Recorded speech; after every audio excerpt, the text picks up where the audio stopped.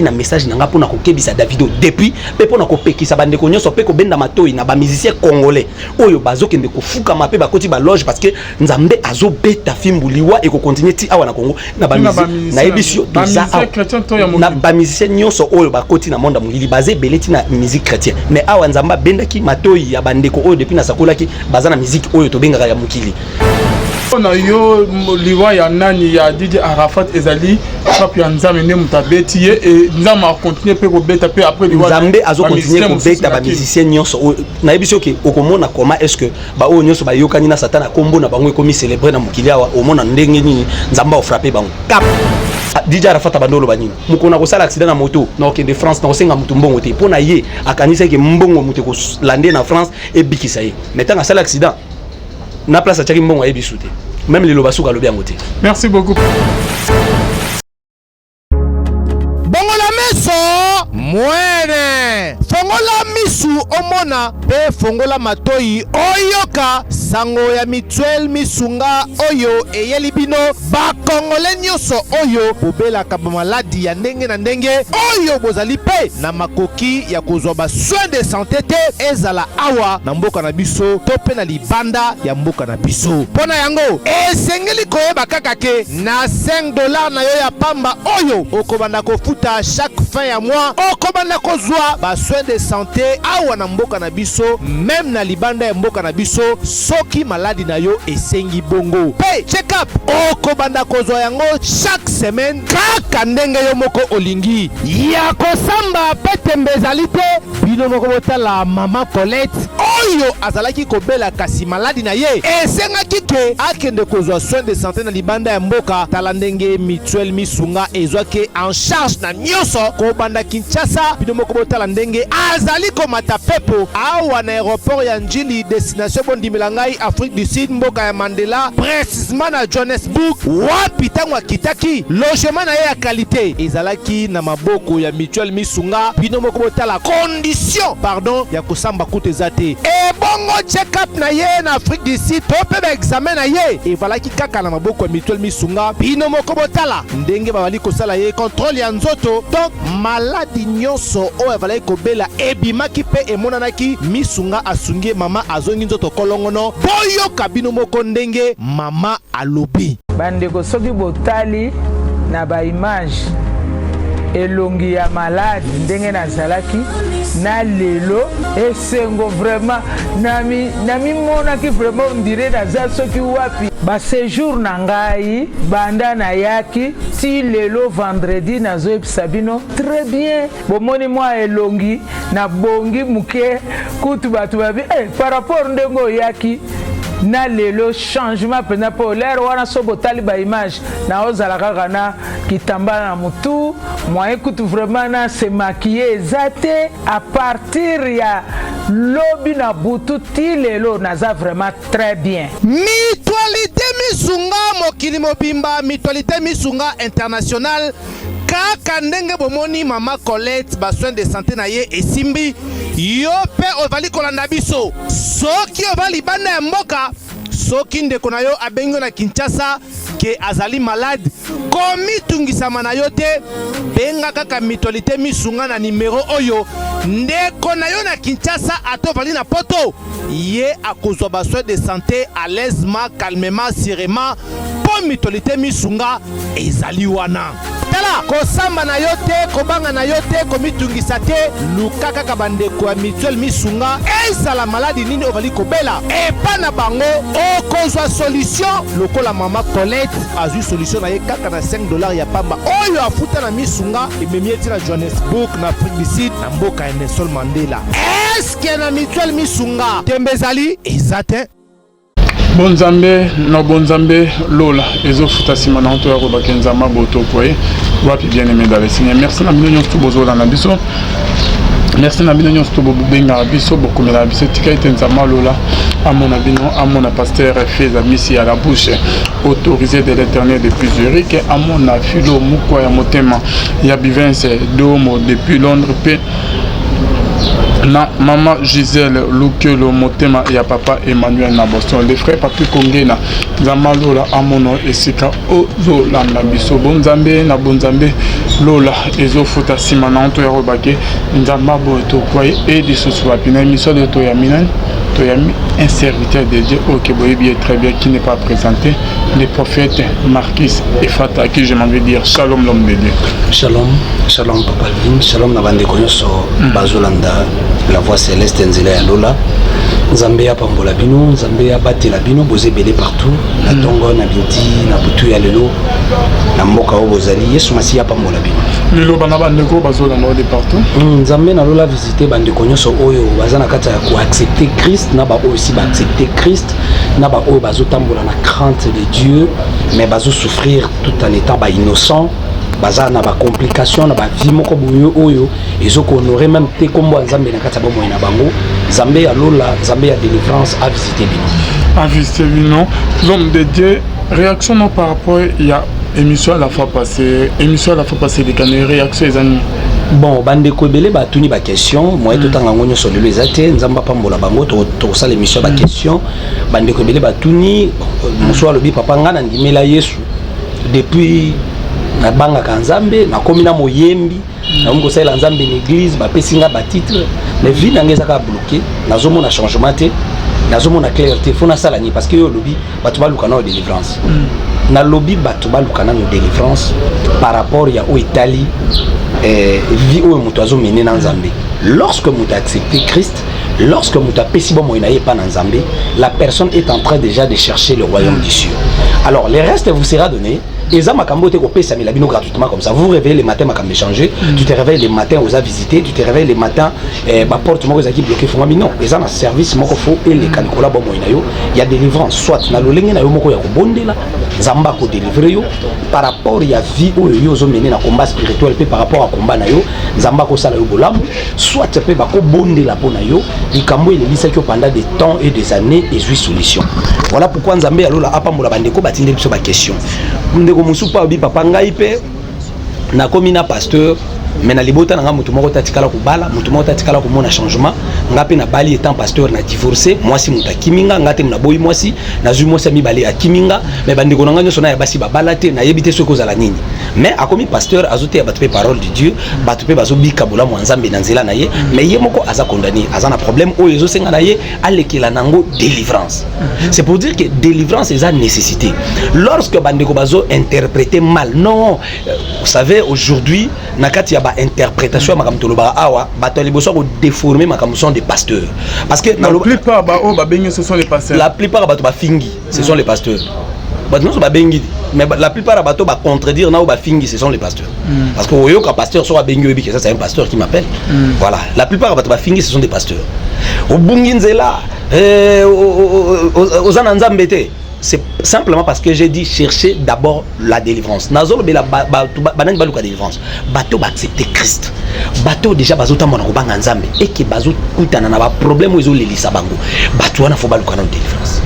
Muto accepter Christ. Donc la Bible dit cherchez premièrement le royaume du ciel et la justice. Le reste des choses vous sera donné. Bolukana no bokonzali kolo bokoluka bokonzali kolo ezani eza ko accepter Christ. Muto accepter Christ. Accepter Christ pour nani? Pour Zoliba. Accepter Christ pour son mamoutou. Non, accepter Christ pour le royaume du ciel d'abord. Maintenant, moutou accepter déjà Christ. Est-ce que venez à Kokangam? Ou est-ce que moutou anani? 10 ans au botate, 5 ans à balate, 40 ans en position malonguez, vie à bananes aussi mbati, blocage partout. Yo pasteur oui ça y est chercher premièrement le royaume du Dieu. Non, pasteur n'a été mabé. Moutou aussi accepter Christ bah oui c'est chercher premièrement le royaume du Dieu comment? Parce que ce cas accepter Christ autant mon akobanga nzambe moutou na zuluka d'abord konzali kolo. Moutou to koyebisa aluka bokonzali kolo avant luka délivrance moutou azobina na bar. Moutou wana to côté ya papa bokonzali kolo ezalaka. Boîte de nuit, misala mabe kindoki et komemissona bokonzi ya satana. Alors ndimela Yesu parce que muto azo ndimela Yesu wana akoya kokuta ke epa na Yesu lobiko ezalaka epa na Yesu délivrance ezalaka tozo neti mukanda Matthieu chapitre 10 s'il vous plaît mukanda Matthieu chapitre 10 bandeko so balanda biso Matthieu chapitre 10 verset 7 Matthieu chapitre 10 verset 7 la Bible dit en chemin Yesu azolo bana bango prêchez en disant le royaume des cieux est proche guérissez les malades ressuscitez les morts purifiez les lépreux chassez les démons Matthieu chapitre 10 verset 7. Bible Zolobani. Bokoté ya bokende partout boté ya bango le royaume d'ici est proche. Mais na kata côté ya bato bokonza likolo, bo guérir ba malade. Bo délivrer bato bakangama. Bo la musa bato bakufa. Bo sala bikamo bato ba mo. Exactement que non évangile na yo lokola skoyo to komi na temps de la fin. Bo té neti ndeko moko pe abengi pa musala nzambe. Abi non, tu n'as pas de message. Nous sommes dans les temps de la fin où on doit parler du royaume du ciel. Donc royaume du ciel bato ba accepter Christ ba ba nzambe bato mola nzambe. Abota te fo yebise no lukano bokonza likolo parce que na bokonza likolo ndo kende ko bota non wana eza confusion. Eza confusion. Naza clair na maloba nga pona bandeko ba comprendre ki mabe. Bible zoloba awa chercher premièrement le rôle d'ici na mutu oya ndimeli sko Yesu azoluka bokonza likolo fo mutu oya kuitana na délivrance vina ye fongwama yango moni même na prière oyo Yesu ayebisi ba yekoli voilà comment vous devez prier notre Père qui est au ciel que ton nom soit sanctifié ezaka prière te awa ba réaction ko banda susu notre Père tata wa biso zala ko luba to ba komisa kombo na ba numéro c'est pas une prière eza modèle ya prière donc Jésus a faire comprendre ba yekoli boy lorsque vous devez prier il faut d'abord reconnaître que mutu bozo bonde là c'est votre Père qui est dans les cieux à étranger. C'est vous dire vous avez les droits il y a aussi tout ce que vous avez besoin parce que c'est votre Père qui est dans les cieux. Que ton nom soit sanctifié qui veut dire quoi lorsque vous devez invoquer le Père qui est dans les cieux il faut que son nom soit sanctifié en vous. On ne peut pas invoquer le nom de votre Père tout en étant souillé. Vous n'êtes pas sanctifié. Il faut que comme Nzambe se sanctifie na kati na yo. Et puis à part ça, vous devez demander la règne de Dieu parce que la reine du diable est là. Peut-être nanda kuna yo règne ya malade, règne ya blocage, règne ya célibat, règne ya condamnation. Parce qu'il faut belle la règne ya Nzambe. Et après la reine de Dieu, la Bible dit quoi? Que ta volonté soit faite. Volonté Nzambe kolanda règne ya Nzambe. Donc quand tu te maries pas parce que tu non ma sœur c'est la volonté de Dieu. Moni le panier circule comme pas nous mkoni. Ou meli na malade combien de temps? Vino faut mater combien de temps? Que ta volonté soit faite. Après, on a toujours na 13, la Bible dit ne nous induis pas à la tentation, mais délivre-nous du malin. Seigneur, pour exposer la tentation, parce que c'est un verset où il y a expliqué, où il y a se référer à la vie à Job. Parce que Job, c'est l'Éternel qui a exposé qui est la tentation, pas le diable. Il y a même exposé qui. Maintenant, ici, Jésus a dit déjà que Binobo accepté sous ce lot. Bino tant que prier boye bisanzambe Seigneur ne nous expose pas ne nous induis pas dans la tentation délivre-nous du malin délivre biso na maboko ya Satan donc na kati ya prière wana ya royaume d'ici délivre-nous du malin ezali c'est pour dire quemuntu accepter Christ azoluka déjà royaume d'ici il faut la délivrer na maboko ya Satan tant que vina yezo fongwa maté malade ezo tika yete azalié donc lorsque pasteur akoyebise que non malade na yo eza volonté nzambe pasteur azoko induire yo na erreur. Merci beaucoup, prophète Marquis Efata. Comme maintenant que Beta du Solo, la fois passée, on le baquet sur la mort de notre bien-aimé Davido. Bandoke Bede, Benga qui balobi Kendeko, Zolbewana Azali, Nangate, Azali, mon condiment, na ville, Nengenoko, condamné, Waneza style, il y a respect, na bansoyi, Kebazoya, et pas mon konziamboka, il faut balala, nase, bas, il faut batamola. Est-ce que vous permettez de réaction à 2 minutes, Yann de Komoko? Bon, comme vous voulez, non, réponse non. Non, ceux qui ont eu réaction aux alapés malamu, parce que Azan de Komoko a inspiré nga makasi, a inspiré nga, je crois, réaction na ye eko sunga bande ko belé, parce que biso ba chrétien toza batu ya ba sentiment. Na kati émission na papa Levin, oyambi combien de ndeko oyo bazaki ba magicien, ba ye ko tubela a bazo expliquer biso comment monde des ténèbres tambolaka. Ba chrétien bazo rêver. Donc émission nyo soto sali wana maté nyo soto lobi wana ya yokiti eloko ya kangi ya koyoka ko sala réaction eza tembe pona chef coutumier pona bonsoir pasteur comme bonange ali Dondol Steven na uti ko la émission moko oya yo sali sur Davido alors nenga juste na rectifier eloko moko lobaki diminue un peu eloko moko lobaki sur Davido ki akindeki et pas ya marabout ba bloc belé. Ngai na ali congolaise ya RDC na bala arrêtez un peu diminuez na bala mobali ya Nigeria ekolo ya Davido oyo mona ki wana aza marabute babenga kaye Kabiesi aza chef coutumier azali chef coutumier le Nigeria a reconnaîtra plutôt ba bloka ba chef coutumier wana ba reconnaîtra yango parce que bazana ba chaque tribu aza mokonzi na ye na bayoruba ataka pona Kabiesi te oyo nyoso ali mokolo jeune il faut prosterner devant ye c'est leur coutume ezalaka bongo moto na nzambe esika olobi mabe eza malamu te parce que la kutokoka pe ko sala direct to contrecarrer likambo olobi ozobungisa basali na nzambe okei koloba kali marabu video wana mobile langa tali awa ayoka kalingala ba expliquer yango oyebi ke ba biloko ya internet oyo bakoyo komemela yo makambo kwa ko poursuivre David wana za mbongo ebele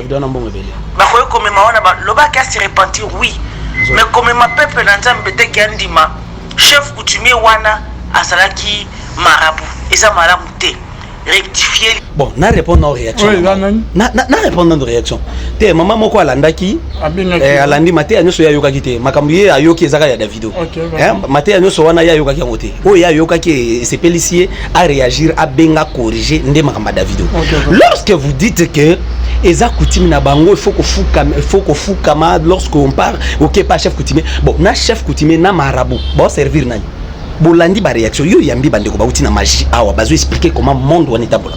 OK ndeko la Bible dit tout genou fléchira que devant Dieu, devant Jésus-Christ de Nazareth. Moto akofuka mela mutute. Moto wana azala chef coutumier, azala marabout, azala magicien, azo servir diable. Ngana yaki na message nanga pona ko kebisa Davido depuis pe pona ko pekisa bandeko nyonso pe ko benda matoi na ba musicien congolais oyo bazo kende ko fuka mape ba koti ba loge parce que nzambe azo beta fimbuliwa e ko continuer ti awa na Congo na ba musicien na ebisio toza na ba musicien nyonso oyo ba koti na monde mungili basé beleti na musique chrétienne mais awa nzamba bendaki matoi ya bandeko oyo depuis na sakolaki bazana musique oyo to benga ya mukili simplement bongo po to benga ngo bongo ba jugement ya pamba pona ko éviter to benga musique pona yo liwa ya nani ya DJ Arafat ezali papi ya nzambe ne mutabeti ye et nzambe a continuer pe ko beta pe après liwa nzambe azo continuer ko beta ba musicien nyonso na ebiso ke okomona comment est-ce que ba o nyonso ba yokani na satana kombo na bango ekomi célébrer na mukili awa omona ndenge nini nzambe o frapper bango ka bango te na ba pasteur ba pasteur nyonso balata bilamba pembe oyebi pona nini nzamba pesinga message toza na chiffre 9 c'est le chiffre de l'accomplissement c'est le chiffre de la fantôme moi si zemi sala ka 9 mois moi si abota ka na 9e mois donc toza na chiffre ya accomplissement de la parole non seulement des promesses mais de la parole parce que il faut que parole s'accomplir na mobimba na yango parce que parole ko s'accomplir pourquoi ezana ba oyo ba koboya ko se repentir nzamba ko beta bango boko mona baliwa ezana ba oyo balata bilamba pembe ongai na za apôtre évangéliste nzamba obimisa évangéliste sona nyonso avant nesila tozana wana mpoasa makambo nyonso basalaka omona ngona mpoasa e mapena na miso abatu bo comprendre que oazaki lu azalaki mona na patete on comprend donc l'accomplissement ezokene mama oyo azo parvenir koloba que Davido azana mbongo bako poursuivre yo quand il dit ça maman so lande mission nzamba limbisa yo nga nana Jésus je n'ai donc so Davido ana mbongo asomba lola asombalola non ça n'est pas menacé nga bangi sanga na biteta nga mona elongi nga so azomona nazana elongi moko ya bato yo babanga ko samba to nga déjà na samba na yaki ko insulter Davido te na yaki ko pesa Davido message eza émission liboso te a se repentir kaka yete basé belé on a pesa ki ba message ba misusu na boye ko tanga kombo na bango vindenge bazwaka ba makamnyo so na ba incompréhension eza pe na bandeko na lukaki nazo pesa mbote na sœur Karine Badila qui m'avait envoyé tant on a solo na pesi prophétie moko na Facebook ya ndeko moko alingaki akufa abandaki pe déjà ko bela ndeko wana ebisinga papa monaye j'ai passé par sa femme musicien wana ya mbinga na ndako na ye na bonde sani mabete audio na utko yo kisanga o ke mama tinula asali mabete asali juste remarque na ndenge cause na lobi boye nazo bungisa te selon ye obungisa bat obungisa basala nzambe non to bungisi nani parce qu'on a refusé to kofuka mela mutute papa yo yebi na capitale ya sus Mardoché alingaka kufa pourquoi aboya kofuka mela amande la Bible dit tout genou fléchira que devant Jésus Ozomona Mardoché aboya kofukamela amana bibiso ba yuda tofukamela mutute quelle tradition bino bolo bananga elle s'appelle soi-disant chrétien azo accepter kofukamela mutu amukili azana on akata ba coutume na ebite yeso kofukamela ka et logo moko ya famille na bango poza coutume na bango mais moi je ne peux pas accepter ici na lobana ba jeune ou même bazo ya sika kino oyebi ke makamba kofukamela bato bafukamela même ba pasteur na mboko est-ce que oyebi maman on a peut-être une histoire na mboka où il y a des personnes qui sont allées agenouiller so lokuta na apôtre na mama tel il faut que liboso na yo fukami oui azamo sala nzambe azo mériter beaucoup de respect double honneur mais kofukama ndete bafukameli pasteur wana te ya ebino makambo wana te ngana yaki pona ko interpeller bandeko nyonso bazo sala biloko wana Davido a mis toute une équipe baki ko fuka mabalali wana na mwasi na ye marabout magicien occultiste charlatan bato basala ba sifflement tout ce monde là na chef coutumier il y a landa maté ya chef coutumier combien de familles aujourd'hui sont bloquées na ba pratique et ça la na ba coutume lorsque mutako ma chef coutumier bazu ba étoile nyonso ya famille na ye ba sangisi yango ba pesi ye pour afonga ma misu abanda okonza bandoki famille ekomi condamné ba pesi bango pouvoir mabele richesse na bango ko mabele ndo ozomona ba famille ona ba sala ka misali simbakate ils ont l'air pouvoir ba pesa bango richesse à mabele sans mabele bango ba ko vivre té soit sali misala na normal boy ko simbate ya landa ba enseignement sur ba chef coutumier lorsqu'azui audio wana sali te asali yango pour intimider nga mobile nanga yoki yango aza Nigeria omoni bako kangiso Davido a beaucoup d'argent moi j'ai Jésus so Davido na mbongo ebele mama yebisa ya somba lola DJ Arafat bandolo banini mukona ko sala accident na moto na okende France na osenga mutu mbongo te pona ye akanisa ke mbongo mutu ko lande na France e bikisa ye mettant à sala accident na place a tchaki mbongo e bisute même les lobasuka lobi yango te. Merci beaucoup prophète Marquis natikeli oscotant message no meme biso pendant 15 minutes nazo tozo continuer na thème na biso ezali le sang qui est sur ta tunique n'est pas le vôtre mais na kati nango to lobela chercher la délivrance nde loko esali ke batu ebele ba sepelité abungi nzela comme est-ce kako loba na batu balukana no délivrance et pourtant faut balukana no Jésus oh ndeko nanga lola apambola bino bien aimé dans le Seigneur musala oyeye pona kokangola bandeko nyonso bazolanda thème na biso ezali le sang qui est sur ta tunique n'est pas le vôtre makila o eza nelamba na yo eza ya yote bien aimé le sang c'est la vie lorsque tozolobela le sang qui est sur ta tunique n'est pas le vôtre le sang c'est la vie la Bible dit l'âme de toute chair est dans le sang le sang c'est la vie donc makila ezali bomoy lorsque bandeko ya Joseph ba monique non so to bomi to kozelo côté ba préférer ba tekaye ba préférer ba kende côté kaye enfin bazwa quand même mbongo et ba ko saliwa na ye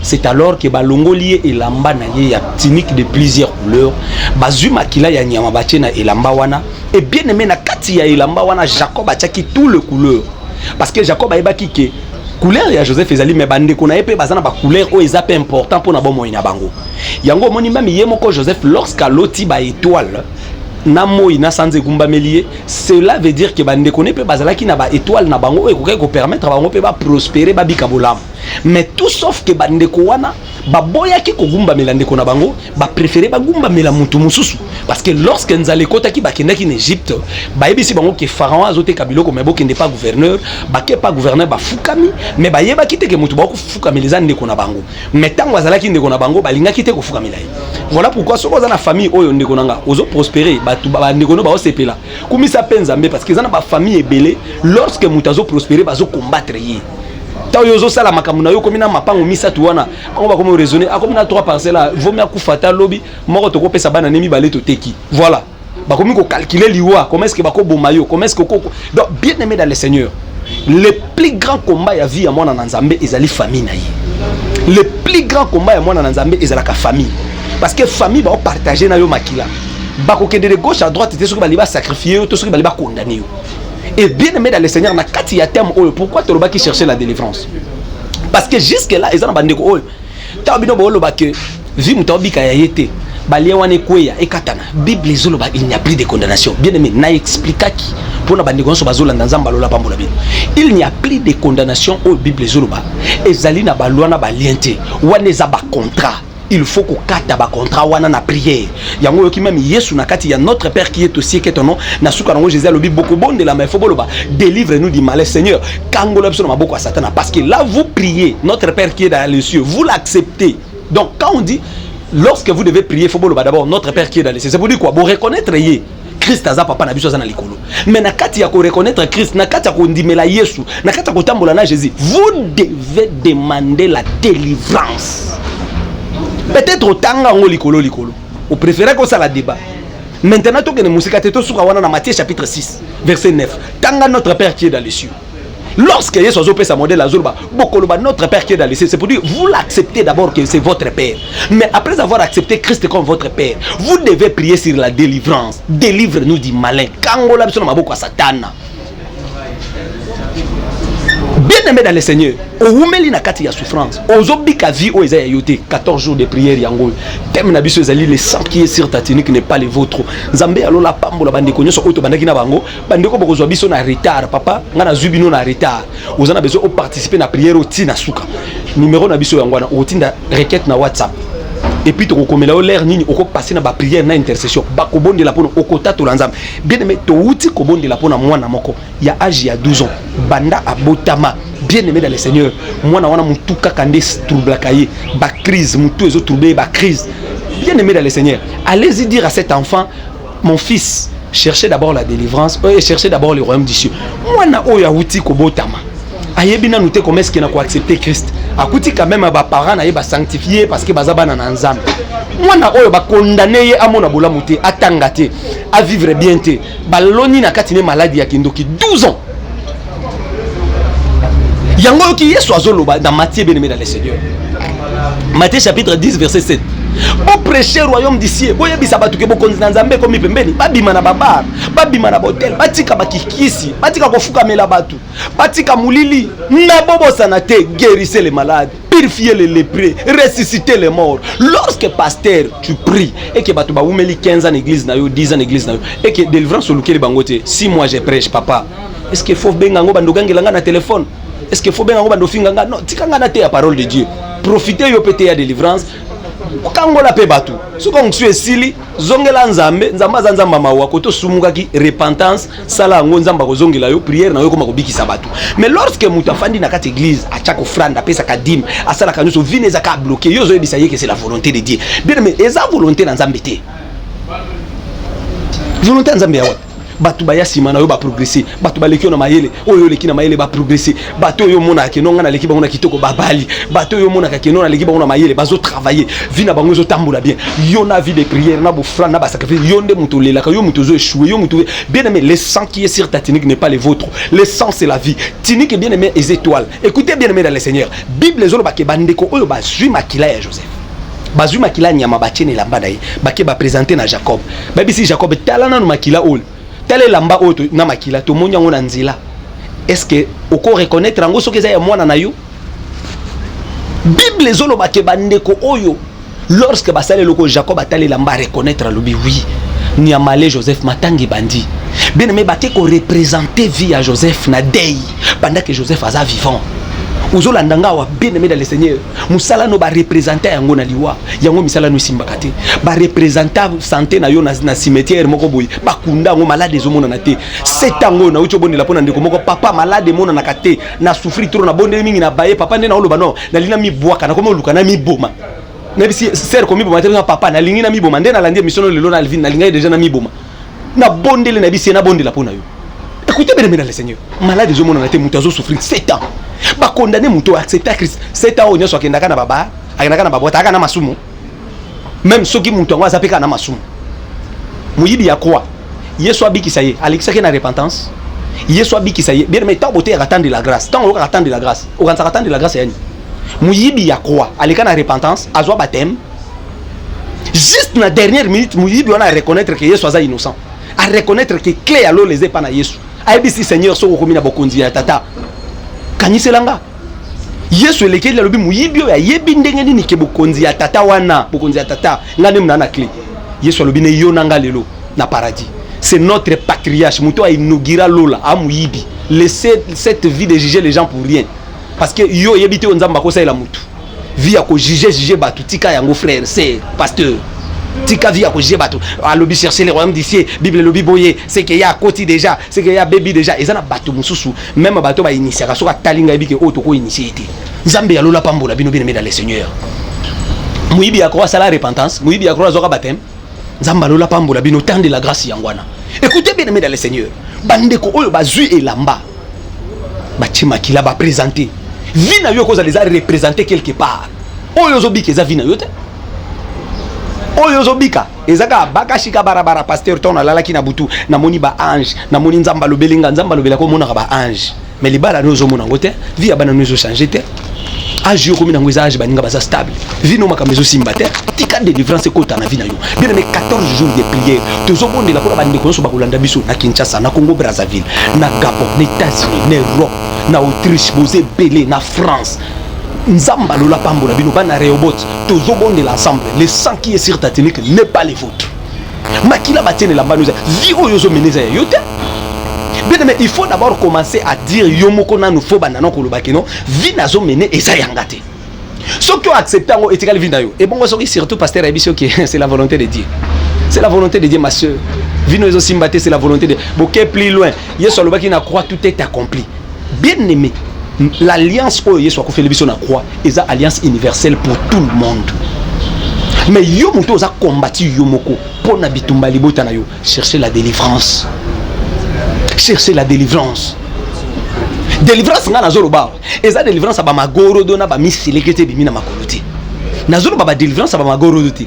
Délivrance nga na zoloba. Yo muto zala ki malade. Na zo peso maite. Na ko peso parfum te. Na ko pesa yo pe miel na sugini te. Nga na zo te yo parole. Lorsque na ko bondi la pona yo ozota to lanzam. Ndenge to bondi li pona ndeko mususu ya mwasi, maman moko ya âge avancé, aki ko sala examen, to ya cycle normal. Il faut que na ne o ya vesi là. Chiffre de l'accomplissement, chiffre 9. Ota to lanzam. Prière to ko sala bien aimé ensemble na yo pendant ces 2 semaines. Ozala mutu aliboso ko bika miracle ya nzambe. Nanzela malade o meli nango, nanzela souffrance ezo kanga yo, nanzela bitumba o traverser bané na bané, ozo bondi là. Mais monde des ténèbres, ezo continuer ko bloquer vie na yo. Bien aimé dans le Seigneur. Yesu azo bengana ba démon.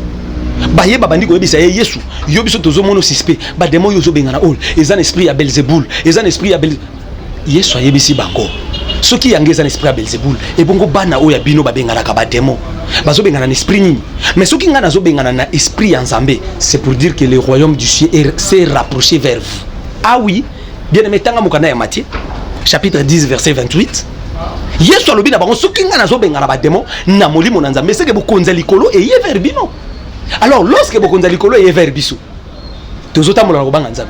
Mais tika ba démon ba bima na nzoto na yo, tika malado e libéré vi na yo, tika célibé yo tika bomo na yo, ba dossier na yo fungwama, ya yo nyonso zoka na sa kolela na sa souffrance na sa kolela, ozwe loko moko te na facilité. Bien aimé dans le Seigneur, tika 14 jours oyo Nzamba délivrer banana yo, Nzamba délivrer vie na yo, ba porter fungwama. Ozo okoma stable na musala. Bien aimé tozo continuer. La Bible dit pendant que bazui tinik na ye ba tche couleur, ba tche makila ba représenter matanga salami, mais ala ki matanga Joseph te. Maman na bino ko zalelo azole la bana nyoso na boti muta progresser azati muta bali azati via malonge azati. Mais bo ba voyager so bengi bango nga akutu nazwa mukanda te nga ya akutu misale zo simba te nga ya akutu nga moko ba problème nga ya akutu nga moko malade. Écoutez bien aimé dans le Seigneur. Matanga waniza ya yote. Bible zolo ba ke bien m'écouter. Bateki Joseph eva ba Ismaélite batali ba bi ah mwana mobali boye to somera moins cher bango pe bateki pas Potiphar. Mais lorsque Potiphar a sombi Joseph, écoutez bien aimé dans le Seigneur, tout en la Genèse chapitre 39 verset 2 ali dernier verset na biso ya pourquoi lelo pour que to bonde l'ensemble na yo nzamba lola pambola yo mutoza connecté nzambe ya lola pambola bandi konso bazola na biso partout en France yesu masi ya pambola bino tout en la dernière verset na biso il y a exhortation oyo extrêmement dangereux, prophétiquement dangereux. Genèse chapitre 39 le verset 2. Toko bandana 2 bandeko bazana Louis II ngana na Louis II te nzamba pambola bino batu bona Louis II peut-être français vous avez différent la Bible mais ils ont la même pensée. L'Éternel fit avec Joseph et la récite l'accompagnant. Il habitait dans la maison de son maître égyptien. Son maître vit que l'Éternel était avec lui et que tout ce qu'il entreprenait, l'Éternel le faisait réussir entre ses mains. Et Joseph trouva grâce aux yeux de son maître. Il employa à son service, l'établit responsable de sa maison et lui confia tous ses biens. Dès que Potiphar lui établit responsable de sa maison et que tous ses biens, l'Éternel bénit la maison de cet Égyptien à cause de Joseph. La bénédiction de l'Éternel reposa sur tous ses biens, que ce soit dans la maison ou dans les champs. Écoutez bien, mesdames et messieurs. Bible zolo baboui. Lorsque mwana mobali oyo a commis nanda kwa Potiphar, Nzamba bandi ko pambola Potiphar à cause de Joseph. Joseph ndekolo étoile. Joseph ndekolo ba promesse. Yende bénédiction pour la famille naïe. Li pamboli naïe alela yango nanu yaouri ta sombela ngo jité. Potiphar bandi bénéficier nango. Écoutez, lorsque on est esclave, il y a coutume. Lorsqu'on est esclave, il y a sorcellerie à famille. Yo ko banda ko travailler mais mbongo no côté bando kindo yebité. C'est pour dire que ba contrat kindo kezo benda mbongo nayo. Monde des ténèbres ozana étoile oui, ozana ba promesse nzamba prometa yo oui. Ba promesse ezali, ba prophétie yoka. Mais oui, mais pourquoi zobika ba promesse oti? C'est pour dire que monde des ténèbres cause les autres ko exploiter yo. Et bien aimé écoutez, lorsqu'on est esclave, na ba no ko bota baza esclave. Ndenge peuple de Dieu bazalaki na kati ya Égypte, bana nyoso bazobota ma baza esclave. Moïse a botami tout loko l'esclave. Donc ce qui ba sombiyo bano kobota baza esclave bana no baza yango moni papa akutana ki na ba blocage financier yo kutana ba blocage yango mama kotaki mabala misatu yo koti mabala déjà mibale papa abotaki na basi 4 yo boti dana mibale misatu. Donc quand on est esclave nam bana bozobota bako vivre esclavagisme wana soki eza na domaine ya libala soki eza na domaine ya finance boko bika vie o eza ya binoté. Et bien aimé dans le Seigneur, le sang qui est sur ta tunique n'est pas le vôtre. Vie aux obika o eza ya yuté. Bible les autres que Joseph, bien aimé dans le Seigneur, en dehors il y a étoile naïe. Écoutez, Joseph craignait l'Éternel. Joseph abandonné kobanga Nzambe. En dehors il y a étoile naïe. Joseph craignait l'Éternel. En dehors il y a étoile naïe. Bible les autres que moi si à Potiphar aïe accouché na Joseph. Joseph a refusé. Moi na mobali aboui. Azan étoile, azan ba promesse, azan a crainte de Dieu mais az esclave. Nzambe ya lula pambola bini. Bien aimé dans le Seigneur. Ozola nanga papa na bonde laka. Papa na boya mibali ya batu. Papa na tika mabe. Masanga na tika na fanda na mwasi nanga na bana nanda ko tozoluka Nzambe. Mais les situations les autres traversées les aussi la té. Passion malade les autres kabisoté. Écoutez bien aimé dans le Seigneur. 14 jours au tozobonde l'ensemble na yo. Le Dieu des impossibles mon Dieu a délivré ndako na yo. A côté na bitumba na yo. Joseph a la crainte de Dieu. Joseph a boyi même moi si à Potiphar. Ils a qui privilège pour naïe. Soka bimena moi si à Potiphar linga comme na moi privilège. Parce que mon patron Naya Lingaï Bakiaza, Joseph a poi, mais esclave. La crainte de Dieu ne suffit pas. Écoutez bien aimé dans le Seigneur. La sanctification ne suffit pas. Job s'est sanctifié. Job, la crainte de Dieu, l'intégrité n'en parlons plus. Mais lorsque la tentation est yaki, Satan a côté.